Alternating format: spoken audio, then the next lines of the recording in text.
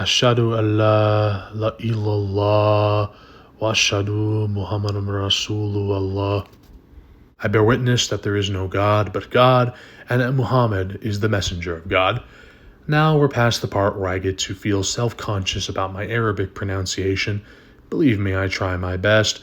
And intentions are what matter, I realize. Does not stop my self-conscious attitudes, though. But in this video, I wanted to discuss Abdullah Quilliam.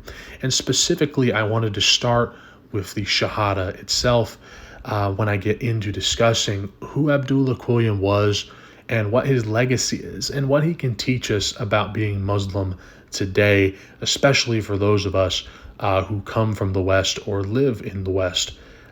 This is Bilal from Bilal's Tea House, and welcome to the Tea House. Let's get started.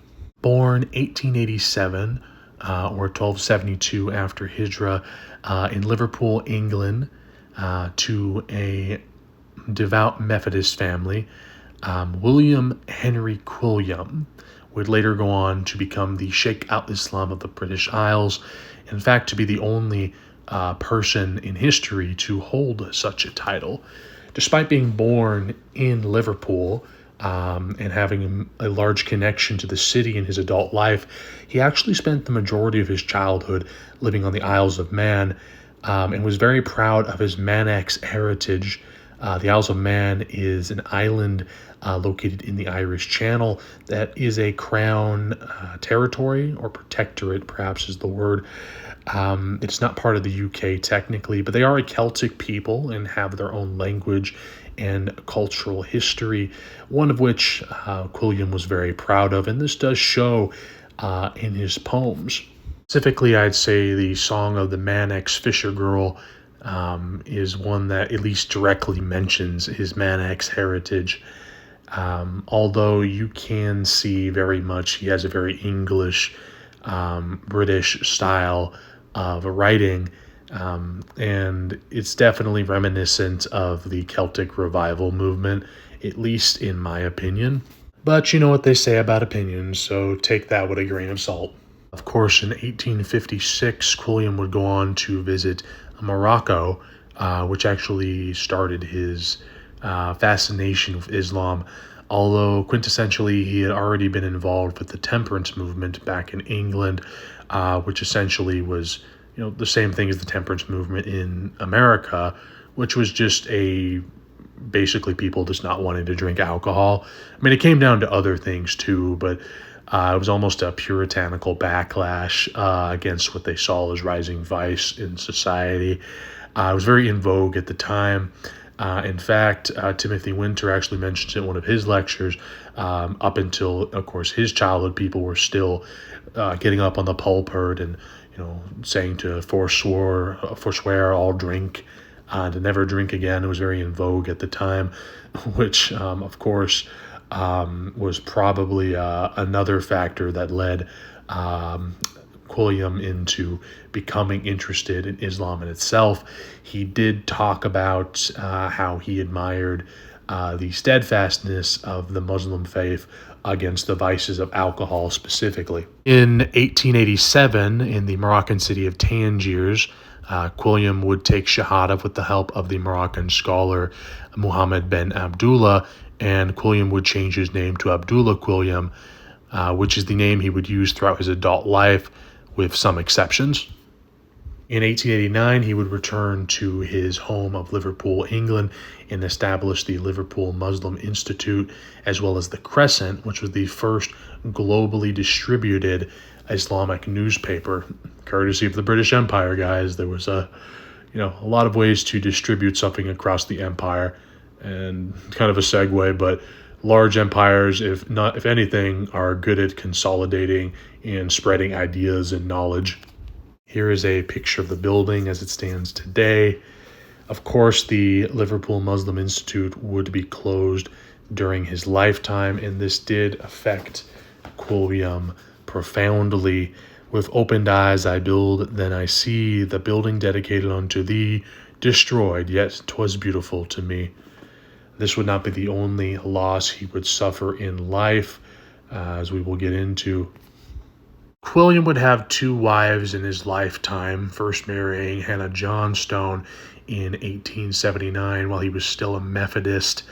It's not clear if they actually divorced or had some kind of separation, or if he really did have two wives, which Islamically is allowed, but it's really not clear. This is where the story gets a bit murky. He would illegally marry his second wife in 1910. However, her name appears to be lost to history, although we do know the names of some of their children. Her name was either never recorded or at some point was just lost, which honestly happens a lot throughout history, and Quilliam was a pretty private guy. In 1892 or 1894, Sultan Abdul Hamid II would declare Abdullah Quilliam Sheikh al-Islam of the British Islands and the surrounding islands. Nobody's really clear on this date precisely.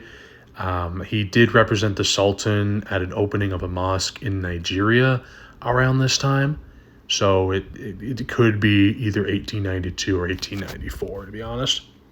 This de facto made him the leader of the Muslims in the British Isles and gave him some authority over the British Empire as well. As I did mention, he was representing the Sultan at the opening of a mosque in Lagos, Nigeria around this time. Abdullah also would have several children. We only know the name of one, which is Habiba, who unfortunately died in 1908 at the age of 11. Her death would profoundly affect Abdullah, and he would go into a deep depression. I mean, that would happen if you lost your little girl. She was only 11 years old. Of course, this also coincided with the same year he would leave the United Kingdom due to persecution. He would go and live in the Isles of Man, actually the capital of the Isles of Man. He would move back to his childhood home, essentially. His son is another one of these children we for sure know existed, but his son actually almost immediately sold the Liverpool Muslim Institute as soon as Abdullah had left, and this caused the dispersal of the community that Quilliam had led, which probably estimated around 200 to 400 English Muslims, and we really don't know what happened to them after that. I assume most of them probably just reintegrated, quote unquote, into like mainstream Victorian society, or maybe left and made hijrah and moved to other parts of the British Empire. But again, nobody really knows the specifics on this. But it's pretty sad that, his life's work essentially fell apart at the same time he lost his daughter. He, of course, would live for a while in the Isles of Man again, and then he would travel the Mediterranean, pouring a lot of his grief into his Sheikh Harun Abdullah persona, into his poetry that he would write under that pseudonym. He would pour a lot of his anguish and grief, and you can see that if you actually read some of his poems. A lot of it is interpreted as his way of dealing with his daughter's death and the loss of his basically life's work. Of course, the catalyst of the persecution he faced was the fact that he was Muslim, but also there were accusations that he was unpatriotic, as he did refuse to support the Entente in the First World War against the Ottoman Empire, urging Muslims across the empire to either passively or actively resist the Entente, going so far as some accusing him of supporting rebels in India in the British Raj. But I digress. I mean, this is really the end of his story. We know he returned to England at some point after traveling the Mediterranean, possibly settling in Egypt or Italy at some point. He died in 1932 at the age of 75 and is buried in an unmarked grave in London's Blackwood Cemetery, along with other notable English Muslims like Yusuf Ali, very humble style grave for a great ulama. But yeah, that's really the end of his story. We don't know much about what happened in between then. What he can teach us about being Muslims in the West is that we don't have to abandon our roots. He was very much an Englishman, very proud of his Celtic and Anglo-Saxon heritage.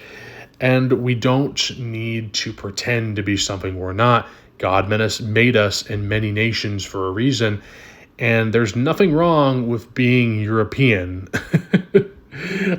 You should love yourself, and you should love your own culture and heritage. I'm not, like some people take that a certain kind of way, but no, legitimately, I do believe what he can teach us is that, yeah, there are great Muslims from European history, and Islam is not a quote foreign religion in the West. This is not the only instance of a historical person with ties to Islam, even in this time period in the West. But I believe that the reason I started the video, specifically with the Shahada, was that as soon as you take the Shahada, you do become Muslim, and God made us in many nations so that we were to know each other. It doesn't matter where you come from, what your color is, or what your country is. If you are a Muslim, you are a Muslim, and that's really the end of it. But yeah, I really love his poetry, and I'm going to continue to post it. Just wanted to give some context into who I was actually talking about. If you liked the video, feel free to like and subscribe. Please leave a comment, discuss civilly if you'd like. And I've really enjoyed talking to you guys. This is Bilal's Tea House, and good evening, everyone, and have a good night.